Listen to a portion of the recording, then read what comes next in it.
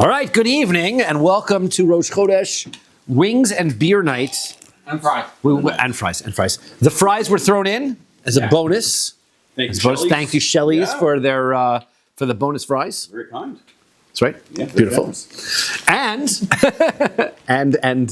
we'd like to thank our sponsor for the evening, for the Wings and Daf Rosh Chodesh Daf Wings and Beer sponsor, Mr. Jeff Dabrowski. Very nice. B'zchus a refuah shlema for Ruvain Yosef Natan ben Yochana, and in honor of his son Adam's upcoming marriage to Danielle Rose. Mazel tov. That's beautiful. Amazing. Very nice. And just as we are so excited to put on tefillin every day and enjoy and wake up first thing in the morning, he should also be married and enjoy waking up every day with his kala and just enjoy and be bonded together. Amazing. Right? That's Amazing. the eras tichli li olam, as they say, right? And putting on And putting on his tefillin. And putting us tefillin every day. Very good. Excellent. Beautiful. And today's not Wednesday, so I will not say Wednesdays, right? Because I thought it was for a moment, but it is not. Right? We are Tana Tefillin Merubos. We learned that tefillin are square. That's what we're going to talk about. Tefillin Merubos. It's easier to count up from the bottom. 1, 2, 3, 4, 5, 6, 7, 8, 9, 10, 11, 12, 13, 14 lines from the bottom. Second word on the line. Tana, we learned in a brisa. Tefillin Merubos. Tefillin are supposed to be square, right? Both their tefillin shel rosh, tefillin shel yad. Of course, we had talked about the mavarta. We talked about the other parts of the tefillin. That's not what we're talking about. The square part, the top box itself is a cube. Halacha l'Moshe Misinai. That is yet again another halacha l'Moshe Misinai. No source for that. We have such a list. I don't think anywhere else in Shas we've got this like a list, a running list of this is halacha l'Moshe, this is halacha l'Moshe Misinai. Everyone's halacha l'Moshe Misinai. There's nothing that says. Amar Rav Papa Rav Hava says, betifron, they have to be the width of the tefillin, ube alak sunan, and also the diagonal of the tefillin. So that means that you have to when we're talking about betifron is where their stitching is. So if you remember our picture of tefillin on the tzitura, which was the base part of the tefillin, right here. This is our overhead shot of tefillin, right? We had this section here. It's like the stitching area. That's supposed to be a square. Okay, so the stitching has to be done in a square, and the alaxon, the diagonal across, right, has to be measured. This way you know that you've got the same size sides. If you've got the proper diagonal, what's the diagonal of a 1 by 1 cube? It'd be 1.414, right? 1.4 or thereabouts, 1.4 and the square root of 2, right? Because it's 1 squared plus 1 squared. Take the square root of that. That's your diagonal. Okay, and so that's what you're looking for. Let's say this supports this brisa. Ha'oset tefillah so agula. If somebody makes his tefillin round, so that's the titura, the bottom part, rounded. So then sakana, that is dangerous. Because it could roll off. No, because it could bump his head, and then he'll hit himself with it, and then his tefillin won't be flat against his head. It'll be rounded, and it could cause injury. Right? Cause injury. Don't round it. Ve'ein ba mitzvah, and not only that, you don't even get the mitzvah. It's not only that, it's dangerous, and you don't get a mitzvah. Amar Rav Papa. There's no way around it. Sorry? There's no way around it. That's right. And Rav Papa says, Masnisin de avida ki ameguza. This, what we said, that it is. The danger is that you can't make it into the shape of a nut, where it's slightly egg-shaped or pointy on the bottom. Then if you put that pointy part into your head, that's where it can really hurt you. So that's where it becomes dangerous. Okay. In any event, it's supposed to be rounded. It's not supposed to be rounded. It's supposed to be squared. Amar Ravuna. Ravuna says, Tefillin kozman she pnei tavla kayemes.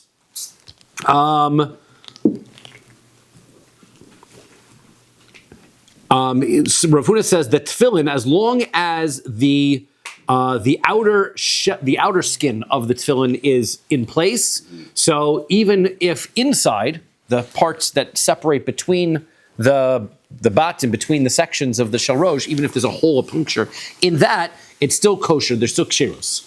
Rav Chisda Amar nifseku shtayim ksheros. Rav Chisda says if two of the walls in between the sections, the compartments get holes in them, they are kosher. But shalosh, if there's three holes between 3 of them, so then they're psulos, then they're puzzle.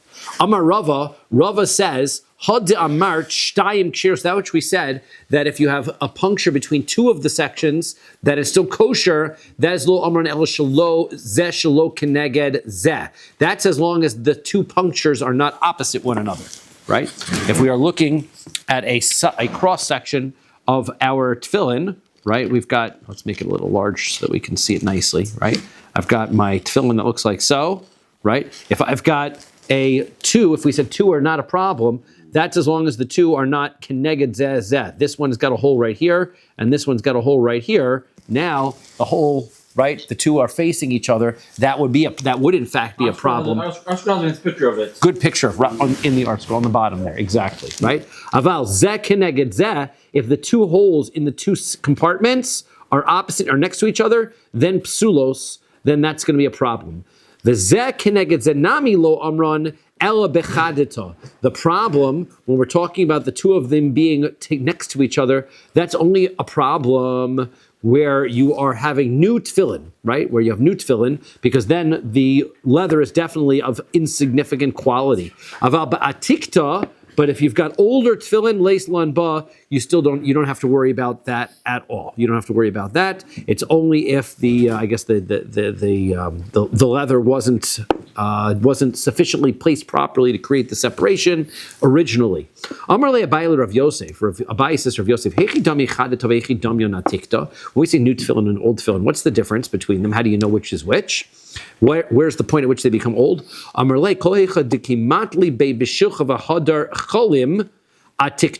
says, if you were to grab the batim, and I guess you can imagine their batim were made a lot less than ours. But if you were to grab the box and you were to bend it out of shape, and then it would go back into shape by itself, that's a tikta. That's an older pair, because then the paint is peeling. No, nothing to do with paint, right? This is to do with the shape of the leather, right? The shape of the leather. If the leather maintains its shape, then it's considered to be an older pair. The idach chadata, but if not, right? Because it was, I guess, fresh and new and not like it isn't set to hold its shape properly, then that's considered to be a new pair of tefillin, and those are more problematic. You're saying that their tefillin were flexible differently, so they're like soft right? leather. Than they didn't have. I guess they weren't sitting there with their presses. If you take a look at what a modern tefillin shop is, they've got hydraulic presses and all kinds of things. They're pressing these thick. When I was growing up, you hardly ever see these. They used to have what they used to sell tefillin as dakos and gasos. I mean, if you remember this, right? The dakos were very small little boxes, right? And the gasos were bigger boxes. They were twice as much as expensive. We only have the gasos. It's the bigger, thicker pieces made out of thicker pieces of leather. Those smaller tefillin, you could feel they had a little bit of a flex to them because they were made of very thin material that was pressed together. So I would imagine, and if you go take a look at like the Israel Museum or whatever, you find old pairs of tefillin from 1,000 years ago. They're not the solid, thick ones like we have. Yeah. They're much smaller, more delicate tefillin. I got those from my bar mitzvah. Right? Like the thinner Really one. small. Exactly. Really small, and that's the way that tefillin were. Okay. That's interesting though. They don't describe like how large the tefillin should be. No, largeness, size is not significant to us, right? The inami korech dechimatli le b'masna.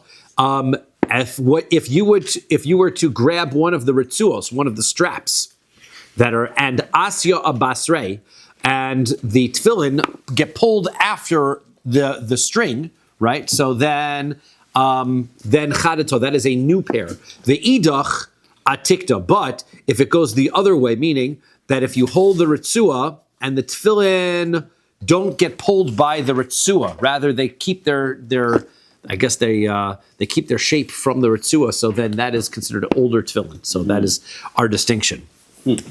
Okay, Abai Yosef Kamed Rav Yosef. Abai was sitting before Rav Yosef, and if sikle ritzua ditfili, his ritzuos broke on his tefillin, right? He tore his ritzuos.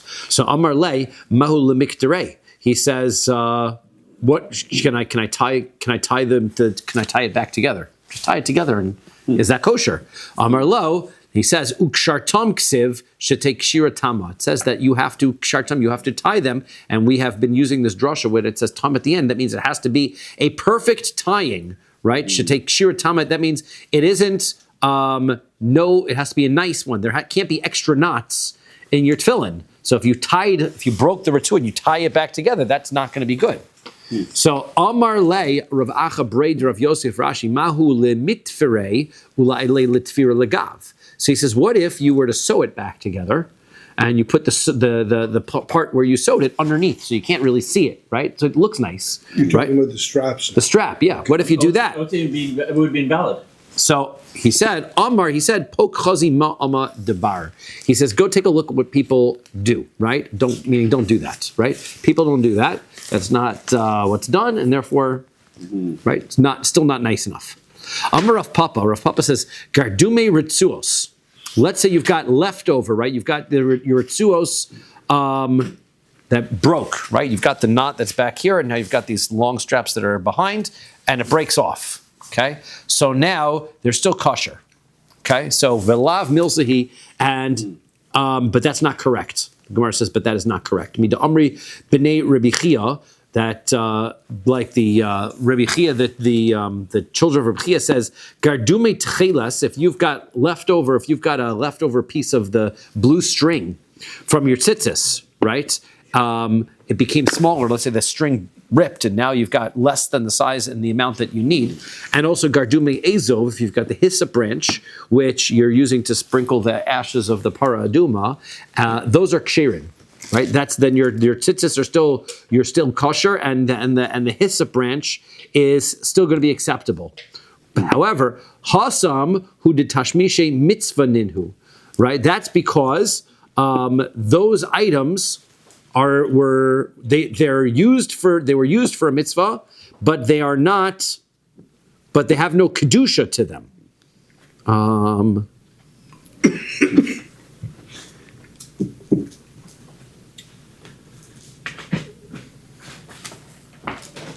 Okay, aval here, but here by tefillin, the tashmishe kedusha ninhu. These ritzuos are actually, they're servicing something which is kodesh. The tefillin themselves are kodesh. It's not just a mitzvah item; it's a kodesh item. Therefore, these items they become not kosher.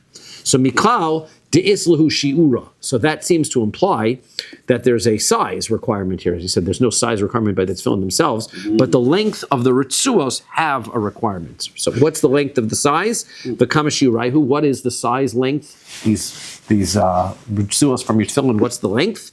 Amar Rami Barcham Amar Reish Lakish. Rami Barcham said Reish Lakish ad etzba tzereda. Till the finger that is near to your thumb. Meaning that if you, I believe what that means is you put your hand down to your side, right, and the string should reach from your tefillin, should go down to where your finger is, right? So Rav Kahana machvi kafuf, and Rav Kahana said no. He showed him this distance, the distance between your two fingers, right? That's the size that has to be. That's minimum size. And Rav Achi mechvi poshet. So that's what Rav Ashi did. Rav Ashi showed him the space between his finger and his thumb. Rav Kahana was bein etzbel amma. He says these two fingers, right? Rav Kahana says this much, right? So therefore, and Rav Ashi says this much. Okay, so that's what they said the size is. Not all the way down, but all you need is that it needs to stick out like that much. So it doesn't really need to be all that long at all. So if you wind up in a pinch, right, your tefillin rip or whatever, that's your minimum shear. Rabba Kater hu poshet v'shadi lahu. So Rabba, when he would put on his tefillin, he would tie it on his head, and then he would throw it over his shoulders behind him, right, whatever was left over the back. On your head? Sorry? I read a lot on your head. You're supposed to put your tefillin on your head, right? That's where they go. You're supposed to put on your tefillin you're supposed to tie before you put on the head. Well, meaning when he would affix his tefillin to his head, right? When he would put his tefillin on, he would put them on, and then the remainder he would let it go down his back, right? Rav Acha bar Yaakov kater lehu umitlis lehu, and Rav Acha bar Yaakov, he would tie the tefillin and he would braid the leftover tefillin. And Mar braid Ravina Ovid Kididon. And Mar, the son of Ravina, would do like we do it. Which is interesting. It says, do like we do it, which just means to put it in front, right? Let it come down to the front. So that was their different viewpoints. Not quite sure what the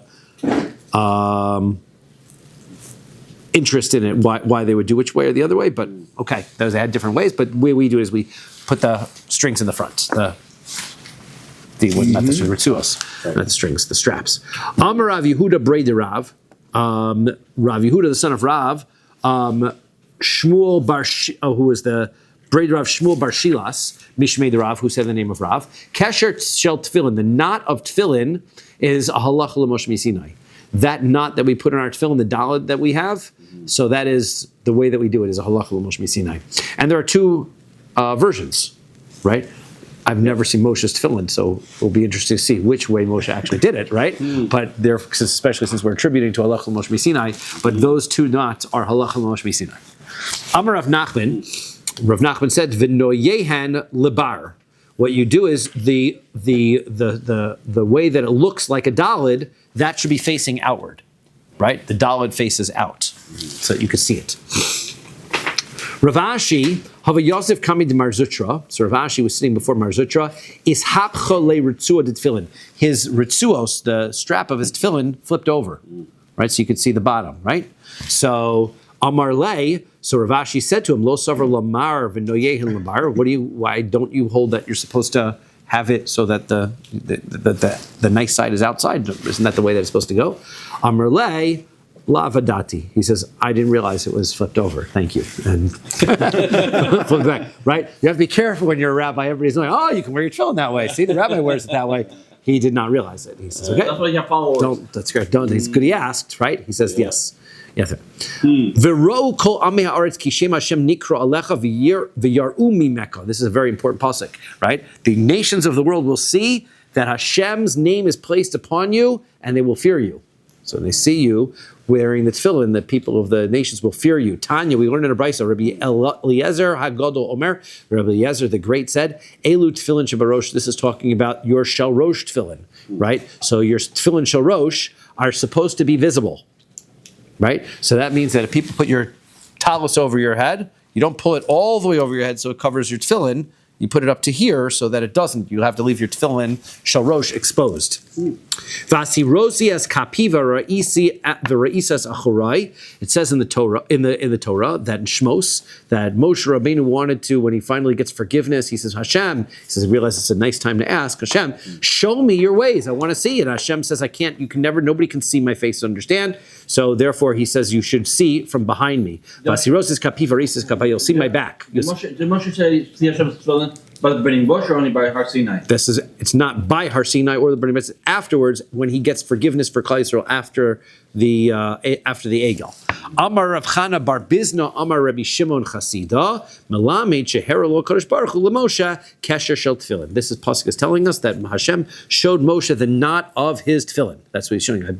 I turn my back and you'll be able to see. And the Gemara where's the rest? The rest of this Gemara is in Brachos, which tells you that Hashem puts on tefillin, and his tefillin has different things than our tefillin, right? Which is we're going to go back to stage one to get to that. Right, that we are his tefillin complement Bnei Yisrael, our tefillin complement Hashem, and that is the Gemara. The rest of it, that Gemara is over there. Yeah. What is the difference between the dalid and the square? The square is a double dalid, they call it. I know. What's the difference? Is there a different? Is one Ashkenaz, one Sephardi? No, I've seen it in both ways. I'm not sure. Mine is a square, but most of the people I look at, it's a dalid. It all just depends on your sofer. Huh. Yeah. I have mine. I think my father requested the single dalid because he has the single dalid, and I'm wearing the single dalid, and I got the single dalid for my kids because that's what I have. Right? But the significance of them is that they're both kosher and they're both dalids. Okay. Right? The double dalid is much easier to adjust. If you have to adjust, it's not as much simpler to use. But What does that mean, a dalid facing out? Meaning that if you are, let's see if we got the back of one's head, right? Here's a head, and here's your neck, and here's your yarmulke. Okay, your tefillin That's more like a. come around the back here, right? Yeah. And then we get to here, and here's our daled knot facing the wrong direction. Facing, For the believe in aliens, that looks like an alien head. that's our daled tefillin knot. Oh, so facing to the back. Facing outward, so that way it's visible that way, right? And that's how that looks. That's keep on spot. Illustration. Thank you. You're in the wrong business, right? So this idea that the tefillin shel rosh should be seen, is this also, or it's just? No, it's the front, because that way the box. when people put the box, because if you put your talus up, nobody sees the back, right? So that is not as visible, right? It's the box, and they have the famous story of the gra, right, where the non-Jews were chasing the Jews, and they ran into the shul, and they finally broke in, and they came in, and they saw the gra wearing the tefillin, and they saw him and fled in fear, and they ran away because of this pasuk. And they, of course, asked, "Well, we all wear tefillin also. How come nobody runs away from us?" And he says, "Yeah, sometimes people can wear tefillin, but the tefillin have to penetrate you in order for it to have that impact, right? So because he had that connection with his tefillin, when they saw him, they ran because of this pasuk, right? They'll see you and they will fear."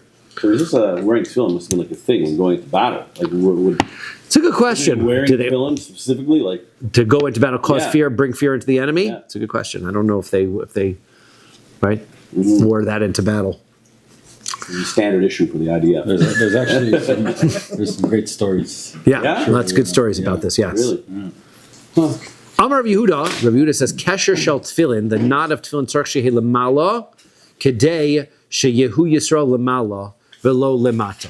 The knot of tefillin is supposed to be upwards, not too low, right? You're not supposed to wear the neck right when the base of the skull. That's where it's supposed to be. Don't put it too low. Put it too low, right? Why? Because it's supposed to show that the Jewish people are also supposed to be elevated and high up. They're not supposed to be below. But tzarich klape panim, and it has to be facing the face or opposite the face, right? Which means the middle. Right? You don't put it to the side here or to the side here. It has to be opposite the middle of your face. Kedei shehu Yisrael lefanim velo la'achor. So the Jews will be in front, not in back. Right? So therefore you got to put it towards up here, as high up as it can go, before right at the base of the skull, and right in the middle. That's where your knot goes. Amar Rav Shmuel bar Bidrei Amar Rav. Rav Shmuel bar Bidrei said to Rav v'amri la Amar Rav Acha Aricha Amar Rav Huna. Some said it was Rav Acha the long, the tall. Said the name of Rav Huna, and some said V'amrila Amar Rav Menachos Amar Shmuel. Tefillin me'emasai mevarech lehem. Okay, now you're right on time for the Sephardi Gemara. Here we go, right on time for the Sephardi Gemara. Right, this is what we have. Right, when do we make a bracha on tefillin? Right, how do you make your brachos on tefillin? Mishas hanochason. So after you place it on your arm, right? As soon as you put it on. So then you make a bracha. Ini, is that true? Ve'ha amar Rav Yehuda amar Shmuel. Didn't Rav Yehuda say of Shmuel? Kol mitzvos kulon. The rule by all mitzvos is v'horechem over lasiyason. You've got to make your bracha before you do the mitzvah. If you put your tefillin on, so then you make the bracha after that. You've already done the mitzvah. So shouldn't you be making the bracha and then put your tefillin on? So Abai v'Rava, Rabbi and Rava, Damri Tavayu, both of them say mishas hanacha that shas kshira. First, you put the tefillin on, but before you tighten the knot, right? So you make the bracha, you put the tefillin on in the right place, because otherwise it would be over, right? It would be too far before you're ready. So put it in place, and then make the bracha, and then tighten it. Some people say just enough tefillin, and then if you talk between the head and. Hang on, Yehuda, you're ahead. Amar Rav Chisda. Somebody's learned their hilchos tefillin already. Slow down. Where's Brian? Amar Rav Chisda says, V'sach bein tefila letefila. If you talk between you're putting on the shel yad and the shel rosh, chozer u'mevarich, you've got to go back and make a bracha again. So now, if you are Sephardi, right, which I've never had the zchus to be, but I'm told, right, that Sephardi make one bracha on their tefillin, right? Okay. Right, you make your bracha lehaniach tefillin right before you put it on. You don't say anything, and then you put your shel rosh on, and you're good. Right? If you do talk, you say it's about the bracha. Yeah, and if you talk, then you have to say, you have to make a bracha again. Kabbalah does the same thing. Kabbalah does the same thing. When That's on right. So now, did you also do one bracha? Yeah, then if you talk, Okay. then you say al mitzvah and on the Guess I did not know that. And Chabad also does this. When you talk, we back to that. You tell mitzvah on the Okay. Now, sach in, lo sach lo. So that means, right, the only time that you make a bracha on your shel rosh is if you talk in between. If you don't make a bracha on your shel rosh. V'ha shalach Rav Chia brei de Rav Huna mishmei de Rebbe, but didn't Rav Chia, the son of Rav Huna, send in the name of Rebbe Yochanan al tefillah shel yad omer, on what bracha do you make on your tefillin shel yad? Baruch asher kedeshanu b'mitzvah zivanu lehaniach tefillin v'al tefillin shel rosh, and the tefillin shel rosh omer baruch atah Hashem Elokeinu v'cham asher kedeshanu b'mitzvah zivanu al mitzvahs tefillin. So what do you mean? You just told me there's only one bracha. So what is it that if you do? So this seems to me there's two different brachos. So Abaye v'Rava damri tavayu. So Abaye and Rava both explain. Here's why. Lo sach, if you don't talk in between, mevarich achas. Just like this part of it. You read the Gemara and then just do it, right? If you don't talk in between, you make one bracha, la'niach tefillin. Sach, if you speak, so then mevarich shtayim. Then you got to make your bracha on your shel yad and on your shel. You've already made your bracha la'niach tefillin and shel yad. Then you have to make a second bracha on your shel rosh. Is it because it's a bracha about Torah or something? Sorry? Is it because it's like a bracha about Torah? It's because you have broken the connection between the shel yad and the shel rosh, right? Your tefillin, the whole mitzvah has to continue. Once you speak in between, you've broken it. So now you've got to say the bracha on the other one. Okay? So when I put on my tefillin, That's not what we Ashkenazim do. Yeah. I do not talk, Right. and I say both. And you say brachos. both brachos. So how do we understand what the Ashkenazim are doing there? So hang on, let's read one more sentence. So Tana, we learned in a brisa, Sach bein tefillah tefillah, if you talk between the two tefillin, so Avera hi biyado, it is a sin in your hand, vechozer aleha me'erche hamilchama. And upon him will come the, the war with his brothers will come upon him, right? How does they explain that? It says here, he returns on account of it from the order. Oh, from the war, that's right. So when the Kohen, when he comes up for the war, right, the Kohen, who's the one who gets anointed for war, gets up and says, anybody who has sinned goes home, right? This is an Avera. If you get up there and they say, has anybody done an Avera? And I talked between my Shel Yad and my Shel Rosh, you went home, you didn't go to war. Right? Because you are damaged. Because you died in the war. That's correct, you'll die in the war, right? So that is, that's what, so therefore you should be careful. It's a serious enough Avera. So we say that when the Gemara says, we read this and says the way the Ashkenazim read this Gemara says, you have two brachos, one shel yad, one shel rosh. If you talk in between, you have to make two brachos. What does that mean? So if you talk in between, so now, right? So you always are supposed to make the shel yad, one on the shel yad and one on the shel rosh, and Question is, you usually say two brachas. If you talk before you as you put on the shor, after you put on the shor, as you put on the shor, you talk after you make al mitzvah. What do you do then? I'm sorry, say that again. When you say bracha al nechfon, and then you say al mitzvah, and then you talk before you put the tefillin on your head. After you say al mitzvah, what do you do then? Well, then you have a problem. Then you have a problem with your bracha anyway, right? Then you got to repeat if you disturb between your bracha and your mitzvah always, right? If you always have a hefsek between your bracha and the mitzvah, you have a problem, right? So you definitely should not do that, okay? But the Ashkenazim, right, will make the one bracha, and then they are holding of this brice that says that you have to make a second bracha on your head tefillin. So they always make the second bracha. But what's interesting is that the Ramah says, then we say Baruch Shem Kavod right afterwards, right? Why I say Baruch Shem Kavod? Because the second bracha might not be necessary. So therefore, the second bracha might not be necessary. We hold like Rashi. Rashi has this.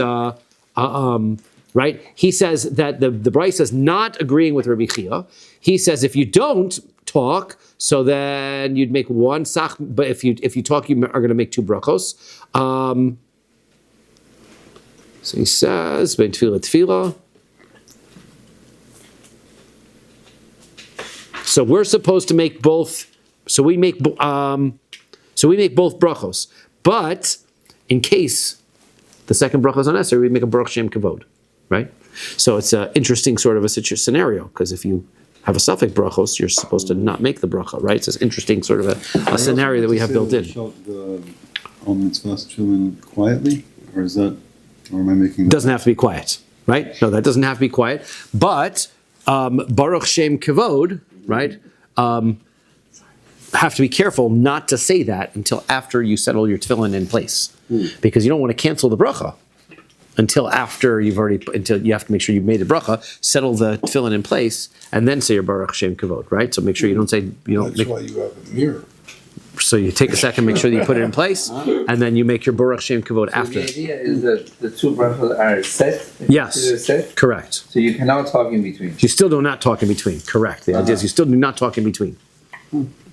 Okay, so it's an interesting scenario. Different between the Ashkenazi way of doing things and the Sephardi Well, way that of doing makes things. sense, Right. not to talk between the two Yeah. brothers. Okay. You can eat. Okay. Next issue of Hilchos Tefillin. Tana, we learned in a brisa. Keshu maniach, when you're putting on your tefillin, maniach shel yad v'achar kach maniach shel rosh. You put your tefillin shel yad on first, and then tefillin shel rosh second. Ukeshu choletz, when you're taking your tefillin off, choletz shel rosh, you take your shel rosh off first, v'achar kach choletz shel yad, and then take your shel yad off. But should you put on the holiest one first, then shel yad afterwards? No. Why? Bishlama keshu maniach. I understand why you would put your shel yad on first. Why? Yehuda doesn't, but he's gonna hear right now. Maniach shel yad v'achach maniach shel rosh. I understand you might. Why? Because even though Yehuda is correct, you should do the thing that's holy first. There's a pasuk. Dichsiv. The pasuk says, "Ukshartam lios ayadecha v'hader vayulatot dafos beinenecha." The order of the pasuk says, first tie it on your hand, and then make it as a sign between your eyes. So you got an order. Pasuk says so. Right? Ella kishu choletz. But if you're going to be taking them off, choletz shel rosh v'achar kach choletz shel yad minolan. Why take off your shel rosh first and then shel yad? Shouldn't you keep the holiest part? Oh, okay. See, who does that? Keep that on. Longer? So Amar Rabba, Rabba says, Rav Huna Asbrali. So Rav Huna explained it to me. Amar Kra, the pasuk says, "V'hayu letotafos beinenecha." They should be a sign between your eyes. Calls man shebeinenecha yehu shtayim. Any time that it's between your eyes, it has to be two. That's what that means. So hayu letotafos beinenecha. They shall be between your eyes. Whenever they are between your eyes and your head, it's because you're wearing both. Right? If you're not, there shouldn't be a circumstance where the only thing that you're wearing is your shel rosh. Right? Now, if you only have a shel rosh, we're going to see in another page. If all you have is shel rosh, you can wear just a shel rosh. Right? But by generally speaking, right, to put on to be wearing just a shel rosh is to be avoided. So right? if you only have shel rosh, that means you only see the one bracha on mitzvahs, right? On just on the road. Correct. Right. If you only have the one, that's the one you're going to make the bracha on. Right? And have you fulfilled the mitzvah of wearing tefillin for that day? So it's a good. So the question to me is, how do we view the mitzvah of wearing tefillin? Right? Is it two halves of a whole mitzvah? Are they independent one of the other? I can't fulfill it unless it's like.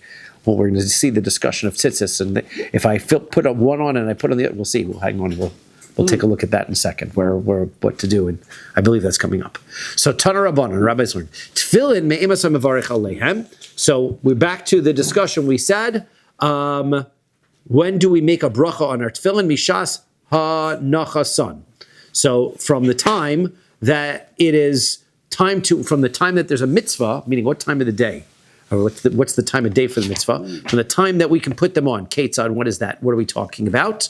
Haya mashkim latzeis laderech. If a person is getting up, right, before alos, which is before the light comes up, and he's going to go out on the way. Umisyare shema yovdu, and he's worried that he doesn't want to take his tefillin with him because he's afraid that he's going to lose them on the way. He doesn't want to take them on the journey with him. So manichan. So what he could do is he could put his tefillin on early, before it's light outside. Ukesheagia zmanan. And when the time comes, this happens. I've had this experience until I came to Toronto. Really, right? There's a big Toronto halacha, right? I go daven a minyan, and it's a 6:45 minyan, and the zman for tefillin isn't the time to put on tefillin is until 7:00. Right? So what are we supposed to do? So you put the tefillin on, And then, when it comes time to wear tefillin, it becomes light enough, mishamish behen, then you move it around a little bit, umavarich, and you can make the bracha then. Right? So you don't have to hold off, leave your tefillin on the side. You can put them on, and then when it comes time, you just adjust it, and then you can make the bracha then. That's what you're allowed to do. So, I've seen also. There's a loophole. right. Yeah.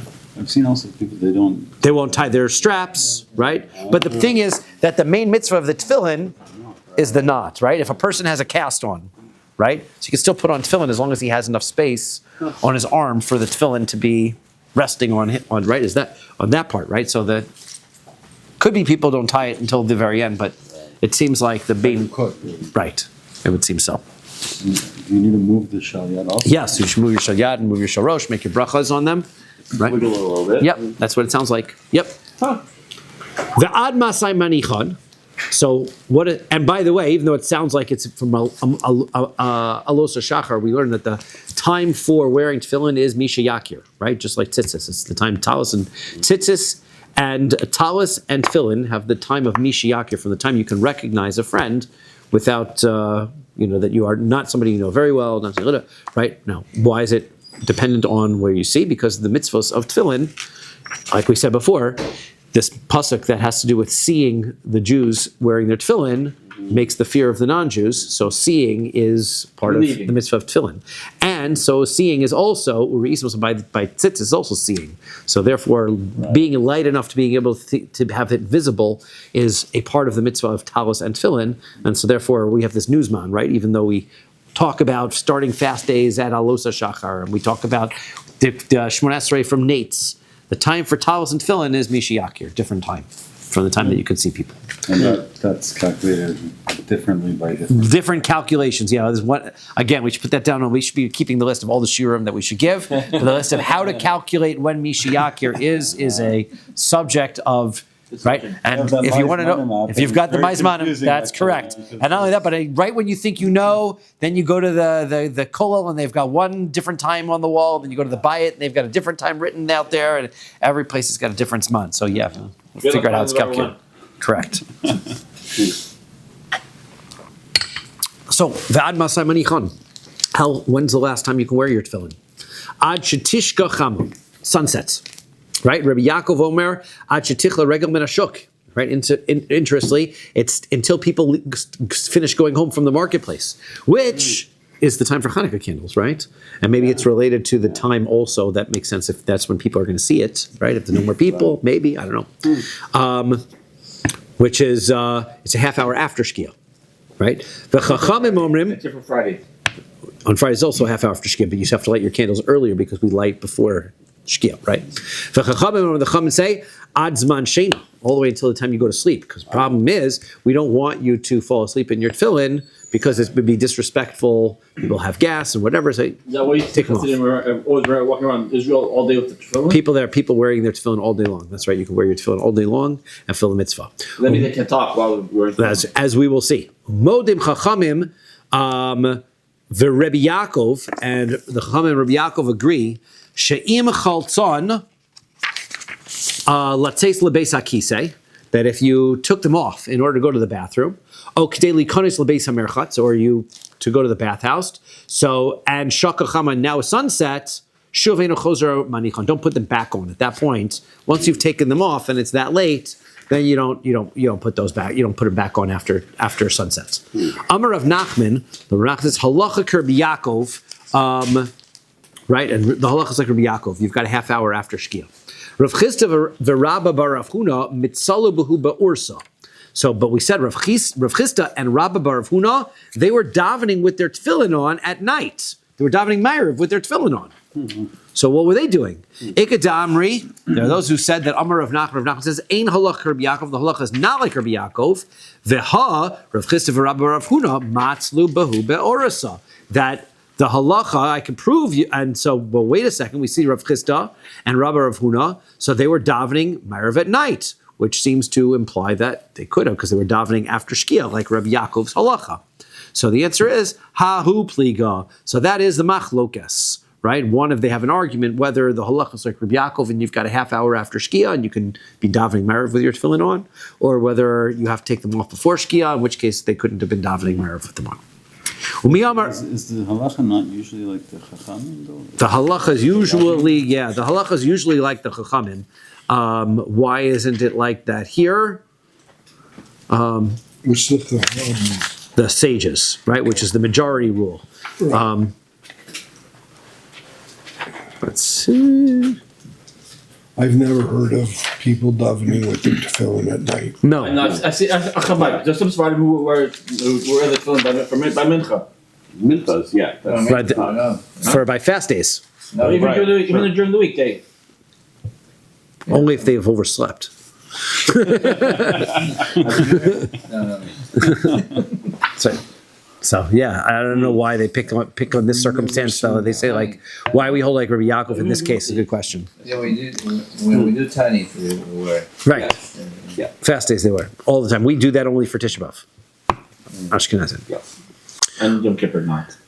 Umi Amar Rabba Bar Rav Huna Hachin. Rabba Bar Rav Huna hold this way that Rabba Bar Rav Huna V'ha Amar Rabba Bar Rav Huna Safek Chashecha Safek Lo Chashecha. Didn't Rabba Bar Rav Huna say that if it's a doubt whether it's night or not night, right? Meaning that after Shkia, after sunset, but before the Tzeiso Kochav, before the stars come out, Lo Choletz V'Lo Maniach. You don't have to take your tefillin off, but you don't put them on, which means that it sounds like he's holding Rabbi Yaakov that you can continue to wear your tefillin.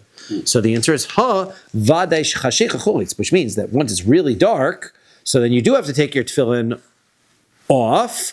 So how are they davening Ma'ariv with the tefillin on? How is Rav Huna davening with his tefillin on? So hasam berev Shabbos itmar. So the answer is that was by Friday. It was coming up to Shabbos, so therefore once it gets dark and it's Shabbos, you have to take your tefillin off before Shabbos, right? For a weekday, you could be wearing your tefillin into the night a little bit. That would be okay. That would, according to Rav Huna. Someone realizes that they didn't put on tefillin, you're in the 18 minutes now. Yes. Do you put them on or do you? Once you've accepted Shabbos, you shouldn't put them on, right? The 18 minutes is useful, but only if you haven't accepted Shabbos. Once you've accepted Shabbos, because you could accept Shabbos from Plag, right? Plag and Mincha. So once you've accepted Shabbos, you can't put them on, right? And because Shabbos, you're not supposed to wear tefillin. So we're going to see. Now, the problem is this. My kasavar. What is Rav Huna's shita? Now, we've got a contradiction. Because ikasavar laila zman tefillin, if he's saying, really, nighttime is you're allowed to wear tefillin, right? The Chachamim told you don't wear it so long at night, but really you're allowed to wear your tefillin at night. So then Shabbos nami tefillin. So then you would also hold you're allowed to wear tefillin on Shabbos. We're going to see that the source for not wearing tefillin at night and the source for not wearing them on Shabbos is the same source. Therefore, Rav Huna, if he holds you can wear them at night, should hold that you can wear them on Shabbos.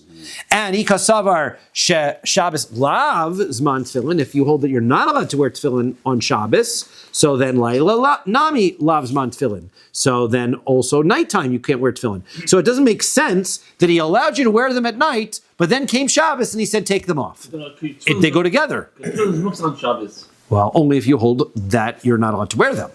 So, Shabbos, because the same place that we learn that you're not allowed to wear tefillin at night is the same place we know that you're not allowed to wear tefillin on Shabbos. Titania, we learned in a brisa. Here's the source. But the Torah talks about wearing your tefillin. You should guard this law for every single day. And it says limo ada, which is an interesting word. Yamim. It says this pasuk, Yamim, during the days, velo leilos, right? You're supposed to wear this mitzvah of tefillin every single day. That's daytime, not nighttime. So, miyamim, velo kol yamim. It says, miyamim li yamima. Only some days, from some of the days. Not every day. You don't wear tefillin every day. So, prat l'shabbosos v'yamim tovim. The days you don't wear tefillin, Shabbos and Yom Tov. So, therefore, the same pasuk, miyamim yamima, is telling me days, not nights, and some days, but not other days, not Shabbos and Yom Tov. Dear Rabbi Yosei Glitz, Rabbi Yosei Glitz holds. So you see it goes together. And Rabbi Akiva Omer, lo namar chuka zu ela Pesach bilvad. The pasuk says, this is a chok, this is a rule, right? It says choker shamarta es achuka hazos lemo ada yamim yuma. And then we said that is as far as Pesach is concerned. this pasuk has nothing to do with Shamarta Zechuka Azos Yamima is not talking about tefillin at all. Even though it's in the parsha that talks about tefillin, it's not talking about tefillin, it's talking about Korban Pesach. So it's telling you that you're supposed to do it every single year, miyamim yamima, from year to year. And so therefore, this has nothing to do with tefillin. So this is not a source. There's no source to tell me that you don't wear tefillin at night or on Shabbos.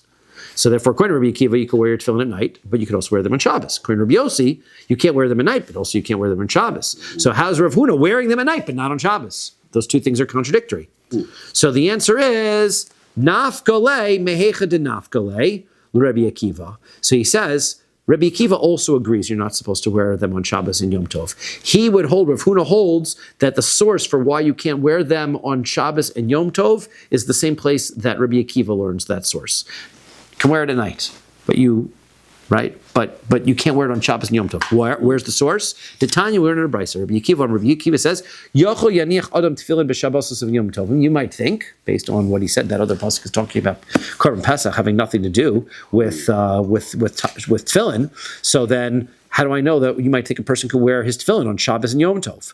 Talmud Lomar, the pasuk says, "V'haya la'os al yadcha u'letotafos beinecha." It should be a sign on your hand and a sign between your eyes, and a totafos between your eyes. So, what does that mean? So, mi shetzrichin os, you need to have a sign. When you need a sign, so then you wear your tefillin. So, you always need two witnesses, right? So, what other mitzvah is called an os? The bris milah is called an os. So, you always have your bris milah. So, that's os number one. So, during the week, you need a second os. Therefore, you have your tefillin. However, when you've got another os, when Yatsu Shabbosos v'Yom Tovim Shein Gufan Os, Shabbos and Yom Tov are themselves called an Os. Ki Osi Beinei Uveinechem, right? Osi Liyomei that we sing on Shabbos, right? Right? It's an Os, and so therefore, since it's an Os, since it's a sign, we don't need a second one. We don't need our tefillin. We don't need our tefillin. So therefore, we don't wear tefillin on Shabbos and Yom Tov, right? Chol Moed becomes a big question, right? Chol Moed becomes a question. Is Chol Moed an Os? Is Chol Moed not an Os?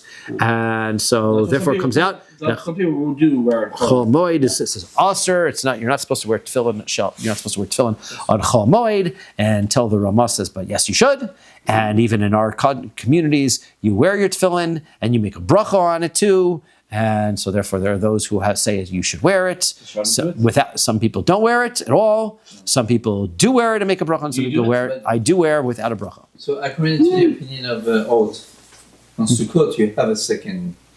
Even Chol HaMoed, you have the lulav and etrog. That's an oath. Is that mitzvah called an oath? No. I don't remember the word oath in those psukim. Right? So only by Shabbos, which is called ki os hi beini v'nechem, that's where it's an oath. I see. Because it's called, those mitzvot are called an oath. Okay, Amar Rabbi Elazar. Rabbi Elazar says, anybody who puts on tefillin after sunset, over ba'aseh is in violation of a positive commandment. Up until this point, we were saying, yeah, you could wear it at night. He says, no, positive commandment, don't do it. Pasuk says, v'shamart zechukazos l'modam miyamim yamima, the pasuk that Rabbi Yossi orders, right? Shouldn't wear it at night. Rabbi Yochanan Amar, over belav. Rabbi Yossi says, it's a los aseh, prohibition, because it says, pasuk also says, v'shamarta, it's a shmira, right? V'shamarta zechukazos. So when it says v'shamarta, we learned that, as we said, Lema Rabbi Abin bar Amar Rabbi Ilah Kamiflagi. They're arguing about the famous statement we've had a couple of times already between that Rabbi Abin said in the name of Rabbi Ilah, Damar Rabbi Abin Amar Rabbi Ilah. Kol Makom Shenemar, any place you see the pasuk says the words Hishamar Pen Va'al, guard, lest, or don't, Eno Elalos, I say it's a negative commandment. So therefore, Islay de Rabbi Abin, Mar Islay de Rabbi Abin, Mar Islay de Rabbi Abin. That's they're arguing, right? Even though this pasuk says Vishamar Tzachukazos, right? Is that a positive commandment or a negative commandment? So if you agree with what Rabbi Abin bar Rabbi Ilah is saying, it's a negative commandment. So Rabbi Yochanan is a negative commandment, right? And if you Rabbi Elazar says no, it's a positive commandment. No, everybody agrees to that. Kuli alma islu de Rabbi Abin Amar Rabbi Ilah. Everybody agrees with Rabbi Abin Amar Rabbi Ilah says. Here the argument is b'hakamifiki. The point of their dispute is. Savar hishamer de lav, hishamer de aseh. Depends. When you just see in the pasuk hishamer, don't get guard against doing something. That's a los aseh.